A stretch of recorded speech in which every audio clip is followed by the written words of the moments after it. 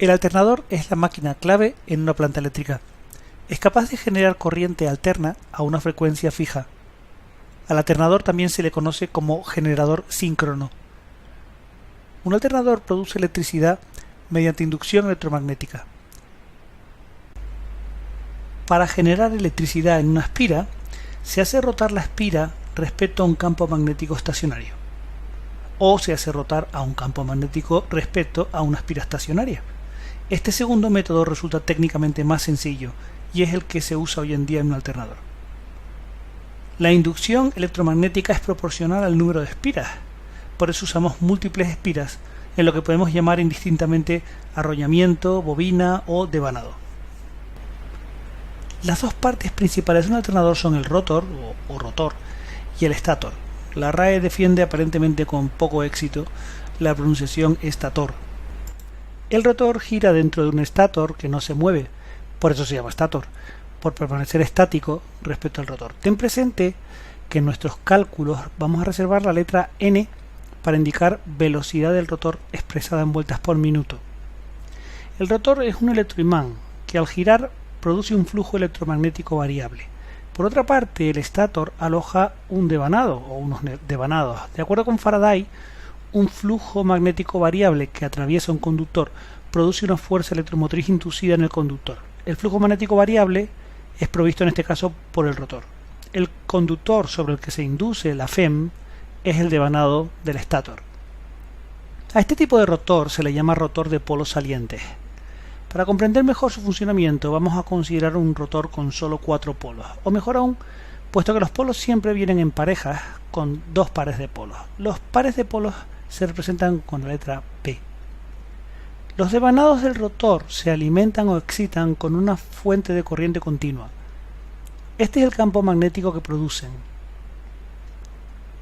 El rotor es impulsado generalmente por una turbina. El campo magnético rota con él a la misma velocidad.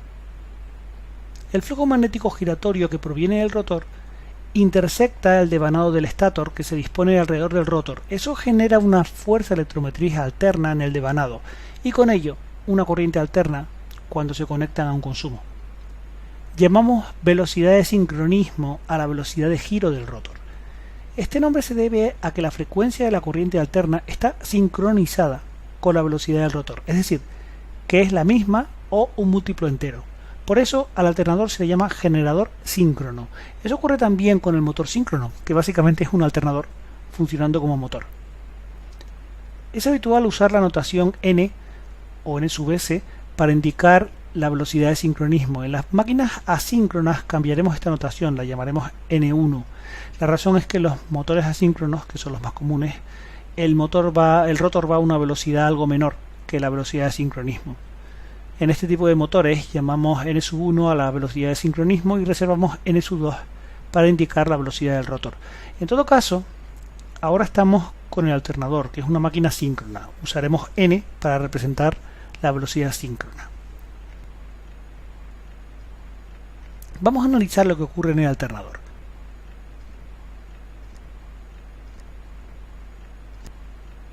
Observa que cuando el ciclo se inicia, los polos están cruzando el devanado en cada uno de los 4 segmentos en los que éste se divide. Un avance hasta el siguiente polo equivale exactamente a un semiciclo. El siguiente semiciclo durará de nuevo lo que tarde en cruzarse el siguiente polo. En suma, un ciclo completo, o lo que algunos llamarían 360 grados eléctricos, equivale al giro de un par de polos opuestos, norte-sur o sur-norte. Comprueba en los siguientes ciclos que esto es así. Cada medio giro del rotor, o 180 grados mecánicos, produce un ciclo eléctrico completo, o 360 grados eléctricos. Esto puede expresarse matemáticamente con facilidad. P va a ser el número de pares de polos del rotor, F la frecuencia de la corriente en ciclos por segundo y N la velocidad de giro del rotor en revoluciones por minuto. Para comparar F y N nos interesan las mismas unidades de tiempo, así que convertimos los ciclos por segundo de F a ciclos por minuto. Para hacerlo multiplicamos F por 60. Si solo hubiera un par de polos, una vuelta completa del rotor induciría un único ciclo eléctrico. es decir, n es igual a 60 por F. Acabamos de ver que con dos pares de polos se necesita solo media vuelta para tener un ciclo eléctrico, es decir, n es igual a 60F partido por 2. Y así podríamos generalizar con p pares de polos, vamos a necesitar una velocidad del rotor que sería n igual a 60F partido por p. Puede afirmarse que, como pasa con todas las máquinas síncronas, la frecuencia eléctrica está sincronizada con la velocidad de rotación mecánica. Para producir tres fases de corriente alterna se añaden otros dos devanados al estátor, quedando los tres con una diferencia de fase de 120 grados entre sí.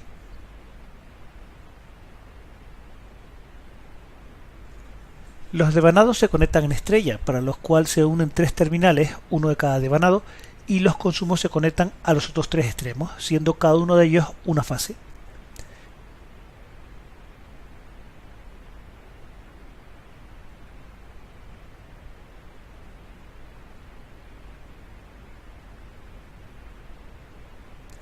Calcula la velocidad en revoluciones por minuto a la que debe girar este rotor de 4 polos para producir corriente de 50 Hz. Para el vídeo hasta que tengas una respuesta.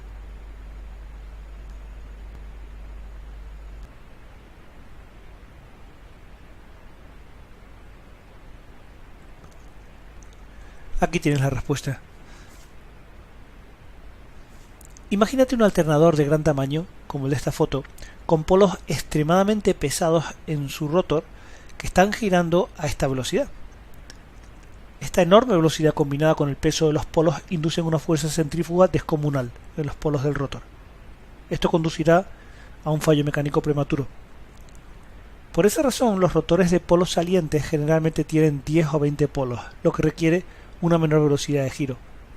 Los rotores de polos salientes se emplean cuando el eje conectado a la turbina gira a pocas revoluciones por minuto.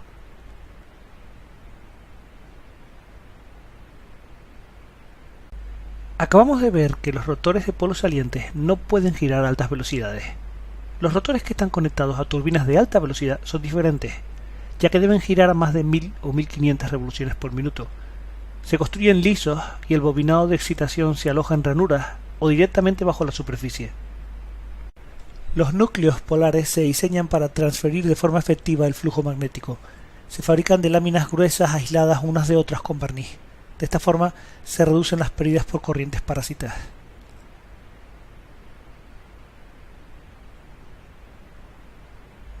Los devanados de un rotor trifásico de 12 polos se muestran aquí.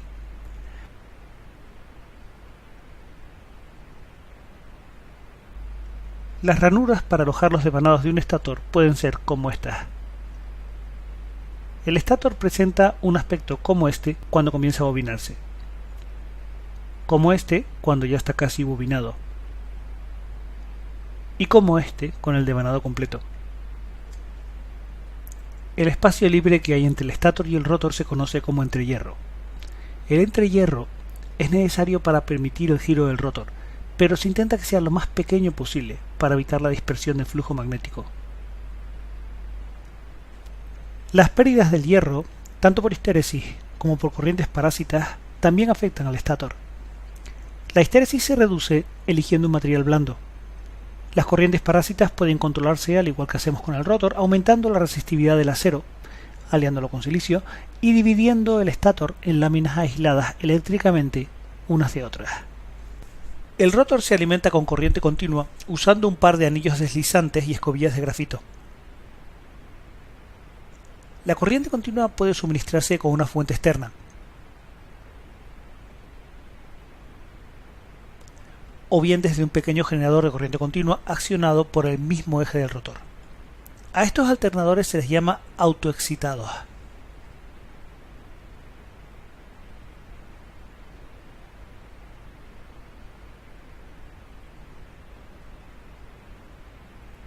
Al someter un alternador a una carga variable, el voltaje producido también va a cambiar. Es deseable regular el voltaje para que se mantenga estable. Se puede conseguir esta regulación con facilidad controlando la intensidad del campo magnético. Si el voltaje en las terminales disminuye, el regulador aumentaría la corriente de excitación y así se consigue incrementar la intensidad de este campo magnético. el resultado es que la tensión en los terminales aumentará. Si en cambio el problema que tuviéramos es que la fuerza electromotriz en las terminales aumenta, haríamos todo lo contrario.